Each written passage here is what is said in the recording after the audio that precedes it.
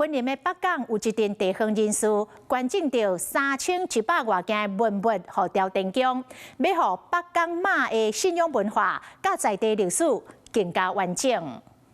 北港朝天宫是台湾重要的妈祖信仰中心，那朝天宫收藏的文物就超过15000件。文书工作者蔡尚辉、纪雅璞，北港朝天宫的干事主席吴俊元，祭拜组长纪仁智，甲北港的镇民蔡政府先生，全部共类型的文物拢总3147件，予北港朝天宫的文物馆，予北港镇在地历史更较完整。因为我厝内也有一寡物件啦，幻灯片啦、香啦、什么胶卷我拢有，我后摆原来个。 陆续甲捐出来。这个是北港朝天宫文物馆建立30年以来数量上济、上界丰富的家户。朝天宫嘛真感谢这个人替北港镇传统文化的付出。这些文物文献可以说在台湾的宗教界是很重要的东西这个文物是经过数代人用心传承，那是北港朝天宫的信仰文化红保存，嘛替后一代延续北港镇100年的历史。